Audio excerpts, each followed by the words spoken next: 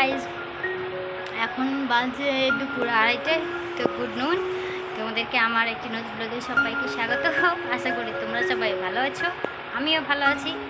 আর তোমরা অবশ্যই কিন্তু কমেন্ট করে জানাবে যে কে কে এখনও পুজোর শপিং করেছো। আমার কিন্তু পুজোর শপিং এখনও করা হয়নি, আর মনে হচ্ছে হতেও পারে নাও হতে পারে। তো ঠিক আছে, তো আমি ব্লগটা শুরু করছি এখান থেকেই। সারাদিন অনেক কিছুই করেছি, তো মানে সেগুলো কিনাই করা হয়নি। আর তোমাদেরকে যে মেশিনটা দেখালাম এমনভাবে খারাপ হয়েছিল যে কী বলবো, ওটাকে ঠিক করিয়ে আসলাম। আর অনেক কিছুই করেছি, সেগুলো কিন্তু রেকর্ড করা হয়নি, মানে তাড়াহুড়োতে খুব ব্যস্ত ছিলাম। তো চলো আমি এখন থেকেই ব্লগটা স্টার্ট করছি।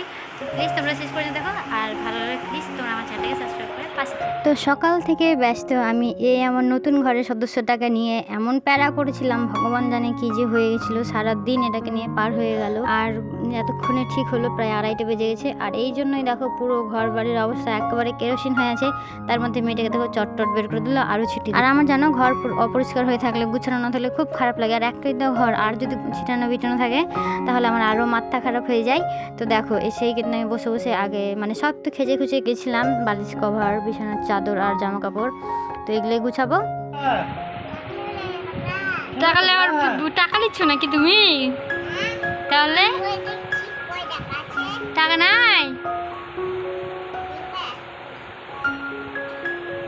বাবু? ও মা, এটা তো বেশি টাকা না, একটা 5 টাকা আছে।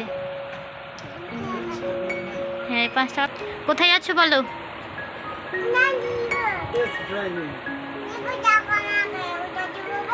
টাটা, হাত ধরো, ধরো ভালো করে।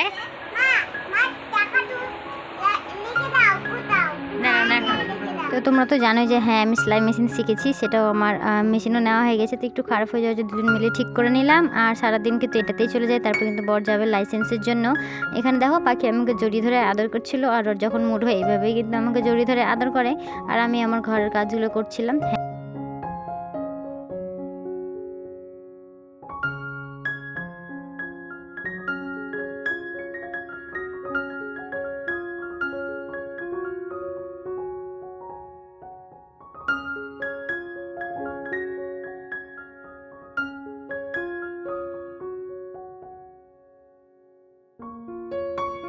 আর তোমরা তো দেখলেই পাখি কিন্তু পাখির বাবার পাশ থেকে টাকা বের করছিল। তো যাই হোক 5টা টাকা নিল, আর 5টা দিয়ে দিল, টাকাগুলো দিয়ে দিল। বাকির যে খুচরো টাকাগুলো ছিল 2 টাকা 1 টাকা। আর এখানে ফাইলটাও নিয়ে নিল, আর আমি দিকে কাজ করছিলাম। আর যেখানেই যাবে আমার হাজব্যান্ড, আমার পাপ্পাকে কিন্তু কপালে কিসি দিয়ে যায়, আজকে আমাকে দিল, সাধারণত দেয় না, তো তোমাদের সাথে শেয়ার করলাম। তারপরে বালিশটাকে খুব জোরে জোরে 2 বাড়ি দিয়েছি। আর এত অবস্থা খারাপ, সারাদিন এই গরমের মধ্যে এরকম মানে দৌড়াদৌড়ি করার পর টাউন গেছি, বাড়ি এসেছি, এরকম করে দুপুরটা তো চলে গেল। আর সব বিছানা তো কাপড় একবারে ভরেই ছিল। চলো ফাটাফাট করে এগুলো গুছিয়ে নিই, আর ভিডিওটা বড় না হয় তার জন্য কিন্তু আমি ভিডিওটা স্পিড বাড়িয়ে দিয়েছি। আর যত তাড়াতাড়ি গুছাতে পারবো তত তাড়াতাড়ি মনে শান্তি লাগবে। আর ঘর পরিষ্কার থাকলে দেখবে হাজার কষ্ট হলেও কি না একটু মনে আনন্দ লাগে, না ঠিকঠাক আছি। তো চলো ফাটাফাট করে গুছিয়ে নিব। আর কিছু কাপড় পাখি ছিল, যেগুলো কাপড় আমি ওর শোকেসেই রাখি সবসময়, পরার জামা কাপড়গুলো যেন গায়ে কিছু না ঠেকে না চুলকায়। তো চলো এবার আলনা তো গোছানো হলো, আর চলো এবার বিছানাটা গুছিয়ে নিই। আর বিছানা গুছাতে আসলেই কিন্তু আমার মেয়ে যা করে, হয় বই খাতা ছিটিয়ে রাখবে, না হয় ওই তো একটা বক্সে সব সাজুকুজু কী কী আছে ওগুলো সব ছিটিয়ে রাখবে। দেখো আবার নিল, আবার এখন ঢেলে দিবে। এদিকে আমি বিছানা গুছাচ্ছি, কিন্তু কখনো বিছানা একরকম থাকতে দেয় না। বিছানা আমার গুছানো কমপ্লিট, এখানে বালিশগুলো দিয়ে দিব ঠিকঠাক করে। তো এই 3টে বালিশে হয়ে যায়, 2টো বালিশ তো আমারই লাগে, পাখির একটা বালিশ আর পাখির বাবার একটা বালিশ। আর এদিকে দেখো কি করেছে, সব কিছু ঢেলে, ওদিকে আমি কাজ করছি, এদিকে সব ঢেলে দিয়েছি। আর ওর কীর্তিতে দেখো সব ঢেলে মুখে লাগাচ্ছে, চোখে লাগাচ্ছে, ঠোঁটে লাগাচ্ছে। দেখো মানে এটা তো প্রায় শেষ ছিল, ফুল হাত দিয়ে ভেঙে চুরে গোটায় গালে মুখে মেখে চেখে একদম শেষ করে দিয়েছে।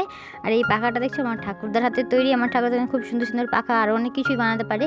তো আমি নিয়ে চলে এসেছিলাম। আজ দেখো লিপস্টিক মেখে কী করেছে মুখটা। তো ঘর বাড়ি গুছানোর পর কিন্তু নোংরা হয়ে গেছিলো ঘরটা, তার জন্য ভালোভাবে আগে ছাড় দিয়ে নেবো, যেন কিচকিচ ধুলো না করে।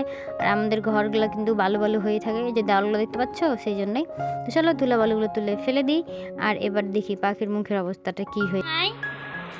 একটু বিছানাটা কখনো দেখবো না যে একরকম হয়ে আছে। এদিকে তো ওই সব কিছু করছিল। আর এত রোদ এত গরম, তোমরা তো জানলেই সারাদিন কীভাবে গেছি। আর দেখো রোদের তাপ মনে হচ্ছে একবারে গায়ে লাগছে প্রচুর, মনে হচ্ছে আগুন।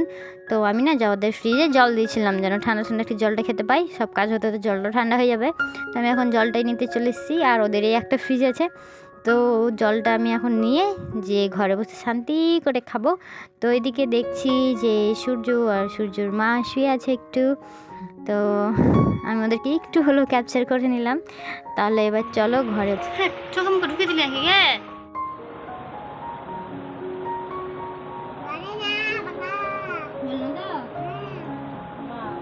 দেখছো আমার দুষ্টু পাখিটাকে সব কিছু মেখে টেখে চোখে মুখে লাগিয়ে দিয়েছে, আর এমন করছে মনে হচ্ছে জ্বলছে। এসে আবার হাত দিয়েছি তো দেখছি যে না জ্বলছে না, আবার বলছে আমাকে আরে জ্বলছে না রে পাগলা।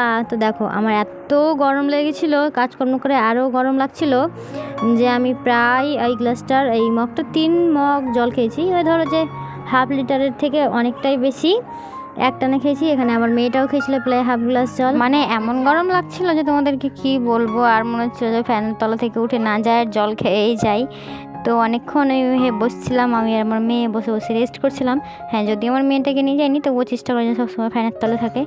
মুখ চোখ দেখে হয়তো বুঝতেই পারছো যে কী অবস্থা হয়েছিল আমার। তাহলে চলো একটু রেস্ট করে নিই। সব খবরের মধ্যে একটা খুব ভালো গুড নিউজ যে আমার দাদার ছেলে কি কিংবা মেয়ে হয়ে গেছে। এতক্ষণ পর্যন্ত যা হয়েছে দাদা একটু একটু আপডেট দিচ্ছে, তো শুনছি নাকি হয়েছে। তো এখন কি হয়েছে জানা যায়নি। তো সকাল থেকে এত ব্যস্ত যে আমাদেরকে যেতেও পারিনি, এখনও বাড়িতেই আছি। তবে ভাবছি যে হ্যাঁ বিকেল হলেও যাওয়ার চেষ্টা করব, না হলে কালকে। তা আমি তো খুব খুশি যে আমি পিসিমণি হয়ে গেছি আর আমার পাখির দিদি হয়ে গেছে। তো আমাদের পুচকা কিংবা পুচকিটাকে দেখার অপেক্ষা। চলো তোমাদেরকেও দেখাবো যে আমার দাদার ছেলে কিংবা মেয়ে মানে আমাদের নতুন বাবুটা কেমন হয়েছে। এটা তো একটা বড় বাবু হলো, আর এটা আমাদের একটা ছোট্ট বাবু। দেখো বাবা, আর ভগবানের কাছে প্রার্থনা করে যেন আমার বৌদিটাও ভালো থাকে, যেন কিছু না হয়ে থাকে আমার বৌদিটারও। সকালে কিন্তু কাজকর্মের জন্য পূজা করাই হয়নি, তাই জন্য সন্ধ্যার সময় একবারে সন্ধ্যা পূজা দিয়ে নিচ্ছি। আর আমি কিন্তু তারপরে একটু কাজকর্মও করেছিলাম আর আমি কিন্তু ঘুমিয়ে পড়েছিলাম। আজকের মতো ব্লগটা আমি এখানে শেষ করছি। Bye bye guys. আর ব্লগটা তোমাদের কেমন লাগলো অবশ্যই কমেন্টে জানিও, সাবস্ক্রাইব করে আমার পাশে থেকো। তবে দেখা হচ্ছে আবার একটা নতুন ভিডিও নিয়ে।